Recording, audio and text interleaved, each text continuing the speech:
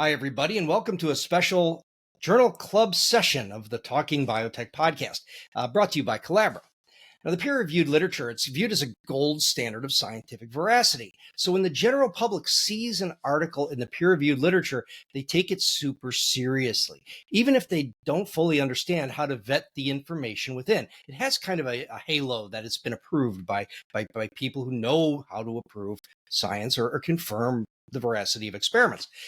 And let's face it, it's really hard to be good at that. And today we see more and more problems in the peer-reviewed literature because you see lax reviewers. We see it very hard to recruit reviewers from the side of an editor. It's a lot going on there. The other side of this is that once it reaches peer review, it's hard for someone to judge its quality. The average person can't really do that. They sometimes will sift through titles of papers, sometimes abstracts, until they find something that they think confirms what they've already concluded, something that simply confirms their bias. But what if the authors themselves overstep the data and give significance to something that maybe didn't show what they're claiming it showed? That maybe the title doesn't even match what's inside the paper itself, what the data actually say. And then you have traditional and social media that amplify that misinformation, spreading the falsehoods through all those networks. It really harms the public understanding of science and breaks trust in food and farming. So today we'll talk about a recent paper published in Ecotoxicology and Environmental Safety in June 2024. So a paper from the future. And we're joined today by Dr. Andrea Love, who dominates the debunking space on Instagram, and her Substack, Immunologic. Welcome to the podcast, Dr. Love. Thanks for having me, Kevin. I think it's cool. We've been doing a lot together lately, and the first time we've done this. Yeah. No, it's been fun. So here's where I hate to do this to people, but I'm going to ask you, can you give me a one-word answer? Okay, here we go. The article is titled Glyphosate Presence in Human Sperm. First report of a positive correlation of oxidative stress in infertile French population. And then The Guardian says high levels of weed killer are found in more than half the sperm samples. So are high levels being found in sperm?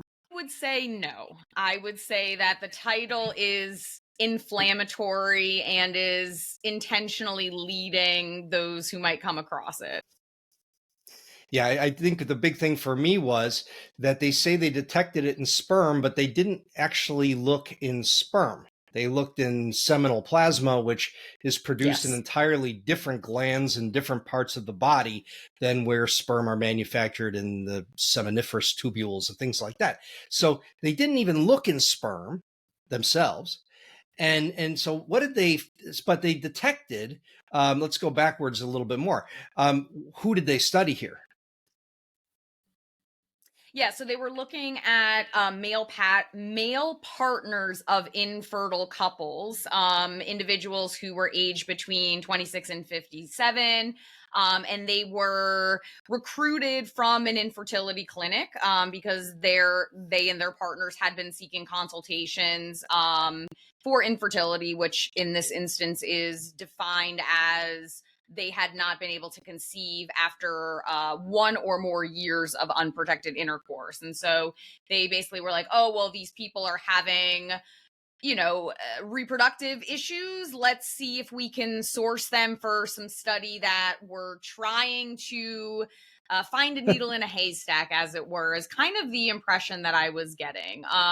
So it first started with a questionnaire-based survey where the males were asked to answer questions about what jobs they had, where they worked, what sort of trade they worked in, what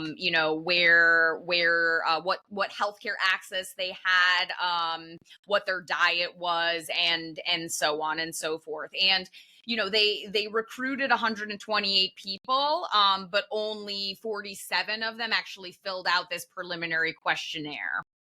Yeah, or had complete questionnaires, right? Just to be completely accurate. The other thing was it asked if they were smokers, and that was a really important part of what we'll talk about in just a minute. One of the things that I give the authors big praise for is their ability to measure glyphosate in things like blood and urine using LCMS and some of what I'm guessing are the most recent derivatization methods and other ways in which you prepare samples for analysis, because they're measuring in the parts per trillion. So do you have a favorite standard that you like for how much a part per trillion is? 1 second in 31.7 years. Or 31.7 thousand years. No, this is parts per trillion, right? That's right. That's right. Yeah. So you're Yes, only at that's parts right. per billion. You're off by 3 orders of magnitude. I'm only at But per billion. so it's parts per trillion. This is nanograms per gram, but it's fractions of nanograms per gram, right? Right. So we're looking at parts per trillion of this stuff, which is seconds in 30,000 years. So very cool that they can measure that much and do it with some certainty. And I don't doubt their ability to be able to do that. I think that's fantastic. The problem for me is that one article that was a news article said 100% of people where glyphosate was detected were infertile. And that basically was because they tested it in an infertility clinic. The good part of this is that they can detect something that is almost not there. It's 4 times higher in the seminal plasma than in blood, and that seems to be pretty consistent. But what about how it affects sperm? So they did some tests on quantity and quality, and what did they find? Yeah, I mean, the claims and particularly how this study is being interpreted by news headlines is insinuating that these parts per trillion or subparts per trillion levels of glyphosate are somehow related to dysfunction of sperm, which is supposedly the cause of these patients' infertility. But if you actually look at functional sperm metrics, like the actual concentration of sperm in the semen samples and the motility of the sperm in those semen samples, as well as the shape of the sperm in those semen samples, they're all exactly the same across the groups. So the sperm have regular motility. The data essentially overlap between samples that had detectable levels of glyphosate and those that didn't. The concentrations of the sperms were overlapping as well, and the morphology of the sperm were overlapping. And so what that suggests is, irrespective of these minuscule levels of glyphosate that were detected in seminal plasma, which again is not the sperm, as you already noted, the sperm are behaving as they should, regardless of where the sample was coming from. Now, whether the sperm is related to the infertility, that's an entirely different question that wasn't actually investigated in this study. Right, because you'd have to look at acrosomal enzymes, you'd have to look at other aspects of the sperm itself, which they just looked at gross morphology, and there was no differences in deformity. Exactly. And motility is often, a benchmark. It's used in husbandry and other sorts, even in animal research. But again, they're swimming at the same proportions amongst the populations of the samples that they collected. Okay, so these minute traces of almost nothing seem to not have, at least there's no correlation with sperm effects on sperm themselves. Yet the title says glyphosate in sperm and then implies that they're connected to infertility. But they're showing here there's no reason that we can say that based upon the data accumulated, because they didn't measure in sperm and the sperm are perfectly fine. So it's the other thing they measured. So the other thing they measured was oxidative stress. And so what is this, and why is this a frequent place where people go when trying to connect a chemical of interest to some sort of dysfunction? Yeah. So, oxidative stress is essentially stress put upon cells or encountered by cells as a result of metabolic processes. And so we often think of it in the context of metabolism. So every time your cells are, implementing a catabolic process, you're breaking apart bonds, you're releasing energy, which can be in the form of these reactive oxygen species. And these reactive oxygen species are essential for certain cellular processes. But if they get to be too high, they can lead to cellular damage, DNA damage, and ultimately that can cause defects in cells, which, if they accumulate and are not repaired appropriately, can lead to defects in the cells, cancer, etc. And so oxidative stress is a very common buzzword in many spheres that are related to health and wellness and things like that. But I think people also forget that it's an essential function, these oxidative stress markers, it's an indicator that these cells are actually able to conduct the metabolic processes that they need. So a lot of times you might find people that are comparing various metabolites or various indicators of oxidative stress and saying that, well, this population has higher levels and therefore it must be related to some observed, disease state. But often you're looking at some byproduct, some indirect measure of this, and it's often not corrected for other variables that might be in play. Yeah, and there's many things that could contribute. If you exercise the day before, if you drank too much last night, if you smoke, if you, there's so many things that can change the status of this. And the biggest problem in this paper is they don't talk about what is the normal range that you would see. Like, what would you consider to be problematic, potentially leading to a disease state or even associated with a disease state? They simply say that the ones that are in the population that has more glyphosate also has higher levels of oxidative stress. Again, higher levels of oxidative stress that they go back and say, well, there's the basis of the problem, but we go back to the sperm and they were unaffected. So even if the levels are a little elevated, they don't relate to a functional problem in at least the gamete and its reproductive capacity.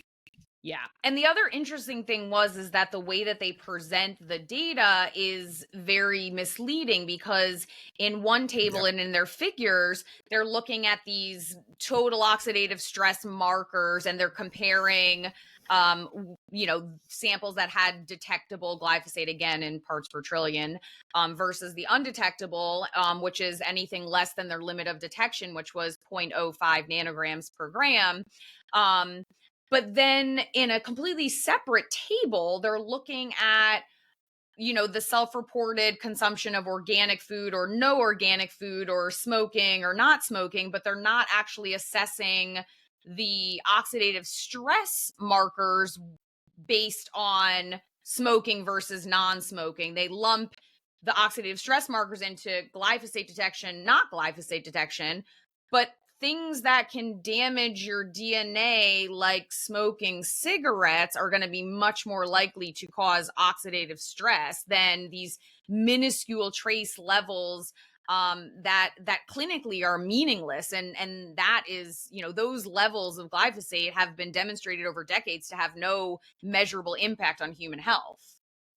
Yeah, or animal health. If you think about the majority of soybeans and corn, things that are treated with glyphosate that have the trace amounts, are consumed by animals, farm animals, that kind of thing. And we've never seen a widespread problem with animal fertility. And I'm not convinced that we have a fertility problem that would be associated with glyphosate, that there's many more probable causes that I can think of.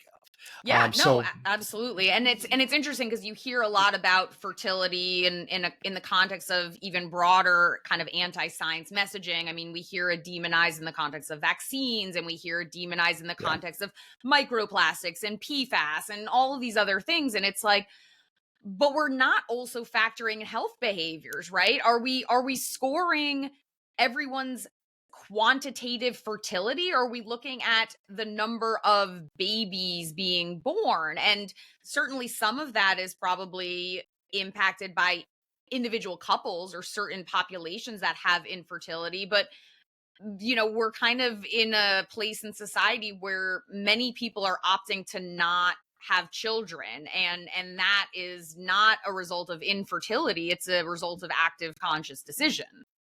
That's right. Yeah. So affluence tends to correlate very well with smaller family size, because you don't have to have 13 kids to work the farm after you're gone. Right. We would expect populations to be going down as conditions improve, and the overall nutrition, number of people in abject poverty is lower than it's ever been. These are some major scores for science. And so when the authors of this paper, here's their conclusion. Our results suggest the negative impact of glyphosate on human reproductive health and possibly on progeny. and, and Yeah. and they didn't show any data that would support that statement. Yes. They also say that policymakers should consider the precautionary principle, based on these data. How do we feel about that? I mean, I feel like there's no data here to suggest that the precautionary principle even applies. I haven't seen, there's not even convincing information. I mean, even if you look at the trends of some of their markers, I mean, their R values are just not even related. They're just kind of fitting a line through whatever dot Yeah. plot they have.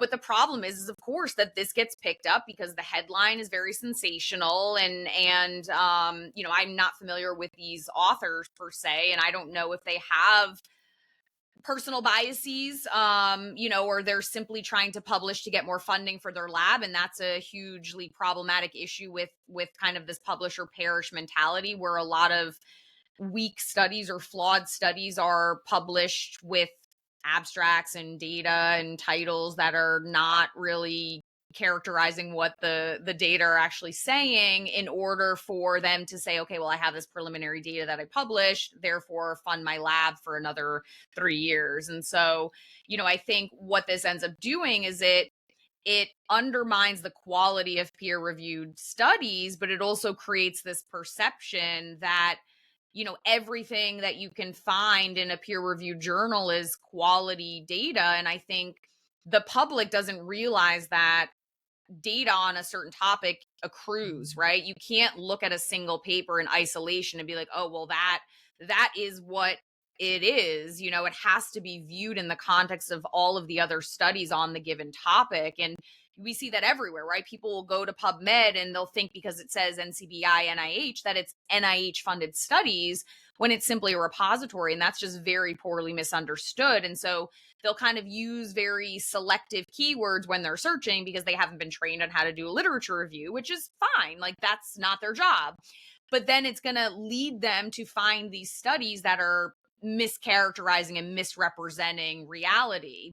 And often they're reading the abstract, which we know is kind of like an advertisement for the paper. It's often not even what the data in the paper say in an abstract, which I find very frustrating. I would love to have plain language summaries instead of abstracts, to be honest. Yeah, and the trend maybe is heading that way. For what it's worth, the work was funded in part by the Office of France Biodiversity Office under a grant that was called they have these little acronyms at the beginning called Pestifirti. So my guess is that they're that in this group has, if you look at their other work, they have done a very nice job quantifying small amounts of chemistry and correlating it with other stuff. Although correlations, as we're aware, doesn't mean causation, and as we say all the time, and but the problem that I have is when you start to overstep the data and start to develop language or use language which is implying causality, because that's what gets picked up by the media.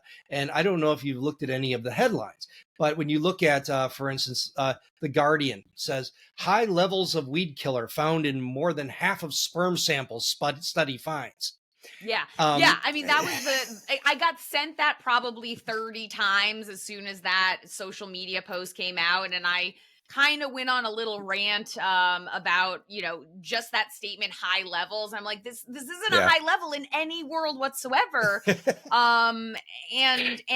But what it does is it really exploits this health, this health anxiety. And so now people, you're pitting things against each other that have no impact on your life, and it undermines our ability to produce food in a sustainable way, and it really conflates a lot of the other topics that I think are tangentially related to things like pesticide use into this bucket where the chemicals themselves are now the demons, when in reality, I was talking to another farmer recently and he's like, why on earth would we use more than we need to? It costs money. So we're going to use as little as we need to grow the food that we need to grow. Why would we waste something that we have to to buy. It makes no logical sense, and I think people don't actually think about that.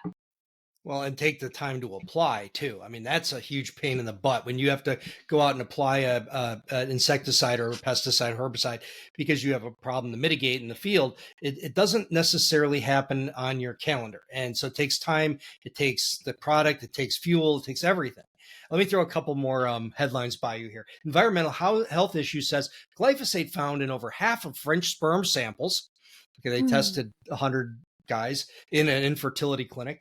High levels of weed killer found in more than half of sperm samples, heightening fertility risk concerns. Sky News. Here's One Green Planet. High levels of weed killer found in over half of sperm samples, study reveals. But we, just to kind of wrap it up here, this is where where the online media and then social media take over with spreading the false information. The authors of the paper did not show what the title says. Yep. And the journal and the authors in traditional media are scanning those titles and those abstracts. They're not pouring through the data. I mean, you don't even need to pour through the data here. You just need to read the materials and methods, but most of these journalists are not scientists, right? They're not analyzing whether or not the materials and methods are even enabling you to assess what the study is saying it's doing. So they're just glossing over things, and it's not even assessing any of the criteria that these claims are making. And of course, as soon as you go to defend it, you're a paid, what am I now? A big ag shill. So, I get a new title every day. Join the club. I think there was like one thing. I was once accused of shilling for big cheese. I thought that was fun.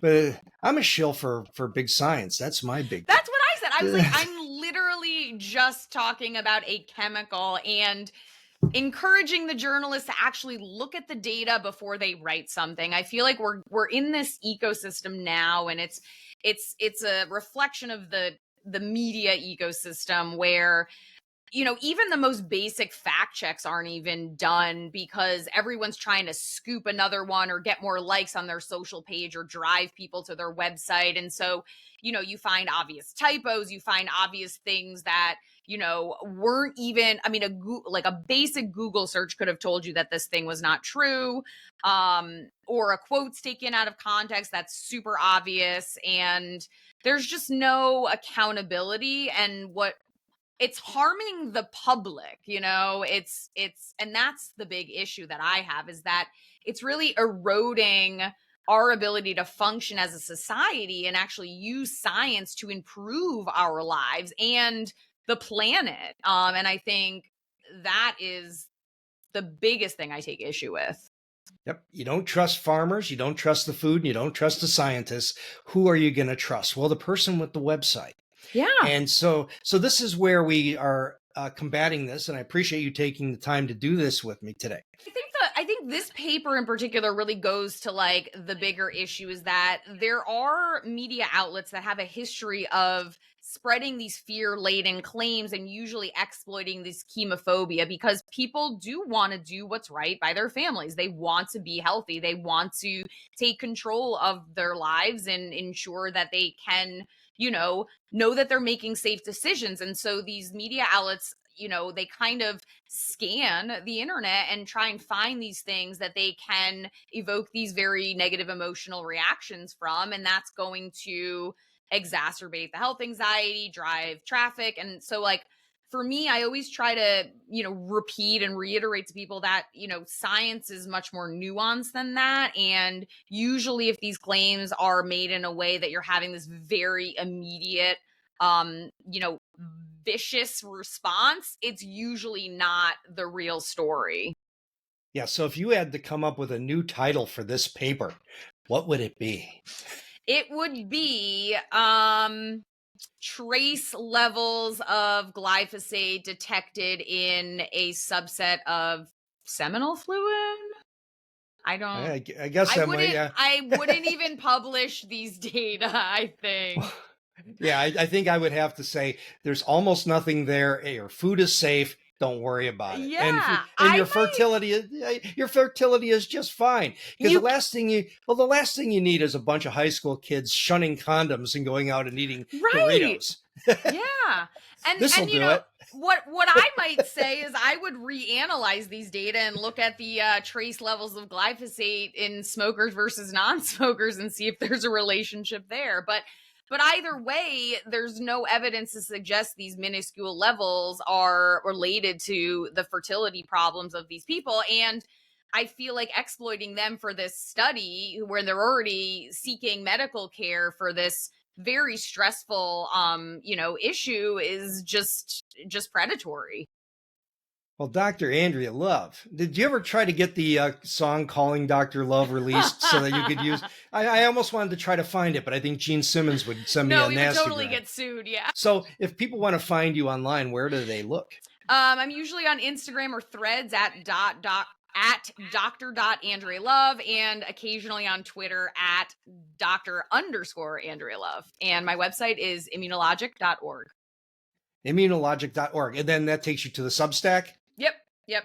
Or you can go Very good. directly there, substack.immunologic.com. Very good. Yeah, you're really kicking butt, and I really appreciate everything you do. And thank you very much for joining me today. Let's do it again. Definitely. Thanks so much, Kevin. And thank you very much for listening to this Yeah. special Journal Club edition of the Talking Biotech podcast. Share this with friends who are afraid about food affecting their fertility. Let's focus on the real things that might be causing them to have problems that could affect their ability to start a family.